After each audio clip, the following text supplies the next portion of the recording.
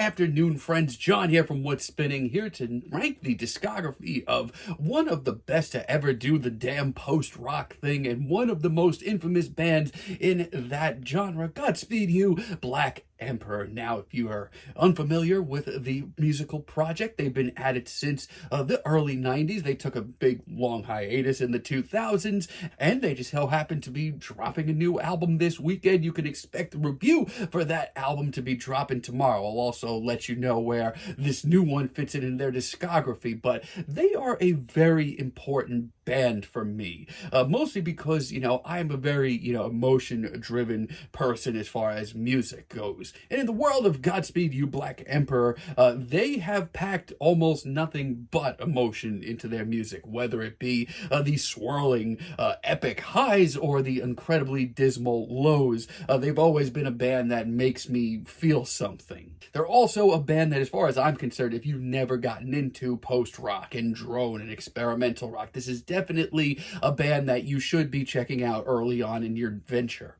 So as far as today goes, I'm just going to be ranking their 7 studio albums up to this point. And as always, this is all just opinion, so let's just have some fun. And at number 7, let's start breaking some hearts. I'm going to put Luciferian Towers here. This one dropped in 2017, and for my money, at least, I feel like I almost had to put this at 7, mostly due to just the sheer disappointment I had with this record. I don't know, man, but for me, I've always felt like the music of Godspeed has all been about, a greater picture. They're not just records, they're more than often pretty big musical statements as well.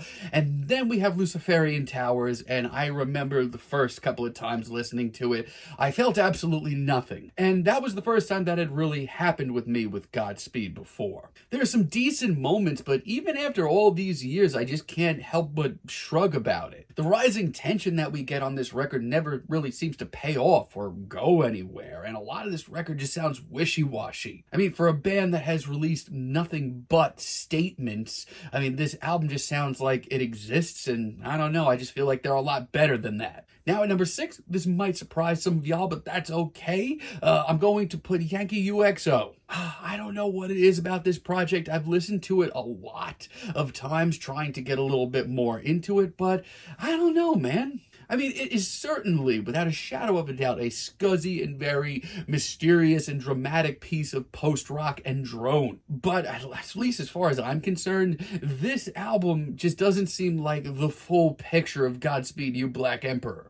For me, a lot of their music has been emotional, the clashing highs and the dismal lows, like I was saying. And if you really break down the formula of this record, yeah, you can argue that a lot of it is the same. Honestly, but it's just never given me that breathtaking feeling. I will say this, though, the second half of the record is a lot more interesting than the first half. Now, at number 5, I'm going to put Asunder, Sweet and Other Distress. And I'm going to start off by saying it's by far from a bad record. I actually like parts of it quite a bit. But in a weird way, it's the record that I feel like I forget about them the most. And like I said, there are a lot of very tense, dramatic, and most importantly, dark moments. This is far from a bad record. But for one, I feel like this album doesn't have as much cohesiveness as their truly spectacular works. And because of that, once again, to an extent, this album feels like it just kind of exists.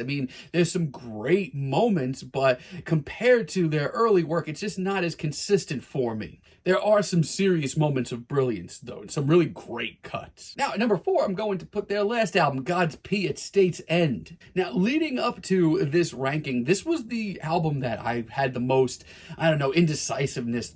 indecisiveness about where to put it on this thing. But I'm happy with it at 4 because this really is a great return to form, this record. By now you've realized that I kind of had issues with the 2 albums preceding this one. And a lot of that had to do with the fact that I just didn't feel anything from them. But this album, I get a lot from. The intense drama, the soaring highs, the feeling of being constantly on edge. It is all here and it is great. The pacing here, absolutely some of the best that the band has ever done. It's also also just really breathtaking. Dare I say that there's some hope in parts too. And most importantly, it has a purpose. Now we're going to start getting into the nitty gritty. And at number 3, I'm putting F sharp, A sharp, infinity.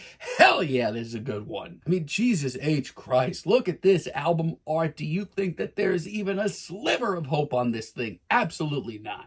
This is one of the most tragic and intensely visual post-rock records ever recorded. I mean, the speech alone on the Dead Flag Blues is one of the most mesmerizing moments in the Godspeed canon. This album is just so monochromatic, so desolate, so hopeless. It's dusty and bluesy and just so empty sounding. Like, God, think about playing this album the next time you're wandering through the wasteland in Fallout.